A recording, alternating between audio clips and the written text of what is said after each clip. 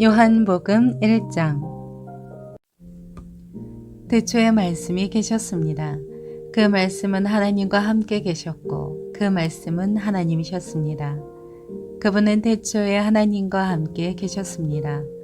모든 것이 그분을 통해 지음받았으며 그분 없이 된 것은 아무것도 없었습니다. 그분 안에는 생명이 있었습니다. 그 생명은 사람들의 빛이었습니다. 그 빛이 어둠 속에서 비추고 있지만 어둠은 그 빛을 깨닫지 못했습니다. 하나님께서 보내신 사람이 있었습니다. 그 이름은 요한이었습니다. 요한은 그 빛에 관해 증언하러 온 증인이었는데 이는 그를 통해 모든 사람이 믿게 하려는 것이었습니다. 요한 자신은 그 빛이 아니었습니다.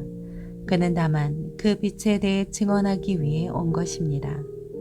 참 빛이 있었습니다. 그 빛이 세상에 와서 모든 사람을 비추었습니다. 그분이 세상에 계셨고 그분이 세상을 지으셨지만 세상은 그분을 알아보지 못했습니다. 그분이 자기 땅에 오셨지만 그분의 백성들이 그분을 받아들이지 않았습니다. 그러나 그분을 영접한 사람들, 곧 그분의 이름을 믿는 사람들에게는 하나님의 자녀가 될 권세를 주셨습니다. 이 사람들이 하나님의 자녀로 태어난 것은 혈통이나 육정이나 사람의 뜻으로 된 것이 아니라 하나님의 뜻으로 된 것입니다. 그 말씀이 육신이 돼 우리 가운데 계셨기에 우리는 그분의 영광을 보았습니다. 그것은 은혜와 진리가 충만한 아버지의 독생자의 영광이었습니다. 요한은 그분에 대해 증언해 외쳤습니다. 내가 전에 내 뒤에 오시는 분이 나보다 앞선 것은 나보다 먼저 계셨기 때문이다 라고 말했는데 그분이 바로 이분이시다. 그분의 충만함으로부터 우리 모두는 분에 넘치는 은혜를 받았습니다. 율법은 모세를 통해 주셨지만 은혜와 진리는 예수 그리스도를 통해 왔습니다. 지금까지 아무도 하나님을 본 사람이 없었습니다. 그러나 아버지 품에 계시는 독생자께서 하나님을 알려주셨습니다. 예루살렘의 유대 사람들이 제사장들과 레위지파 사람들을 보내 당신은 누구시오? 라고 요한의 정체를 물었을 때 요한이 한 증언은 이렇습니다. 그는 거절하지 않고 고백했습니다. 나는 그리스도가 아니오. 그들이 물었습니다. 그러면 당신은 누구요? 엘리야요? 요한이 대답했습니다. 아니요. 그러면 예언자요? 그가 대답했습니다. 아니요. 그러자 그들이 말했습니다. 그러면 도대체 당신은 누구요? 우리를 보낸 사람들에게 가서 대답할 말 좀 해주시오. 당신은 당신을 누구라고 생각하오? 요한은 예언자 이사야의 말로 대답했습니다. 나는 주를 위해 길을 곱게 하라고 광야에서 외치는 사람의 소리요.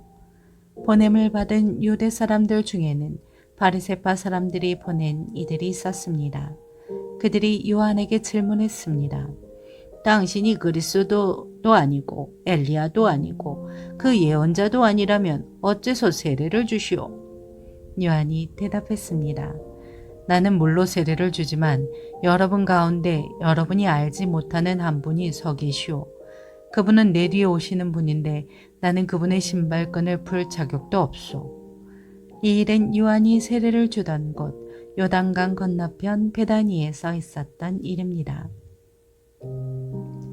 다음 날 요한은 예수께서 자기에게 다가오시는 것을 보고 말했습니다. 보시오, 세상 죄를 지고 가시는 하나님의 어린 양이십니다. 내가 전에 내 뒤에 오시는 분이 나보다 앞선 것은 그분이 나보다 먼저 계셨기 때문이다 라고 말했던 분이 바로 이분이십니다. 나도 이분을 알지 못했습니다. 그러나 내가 와서 물로 세례를 주는 까닭은 바로 이분을 이스라엘에게 알리기 위해서입니다. 그리고 요한은 또 이렇게 증언했습니다. 나는 성령이 하늘에서 비둘기같이 내려와 그분 위에 머무는 것을 보았습니다. 나도 이분이 그분인 줄 알지 못했습니다. 그러나 물로 세례를 주라고 나를 보내신 분이 어떤 사람이 성령이 내려와 머무는 것을 내가 보게 되면 그가 바로 성령으로 세례를 줄 분임을 알라고 일러주셨습니다.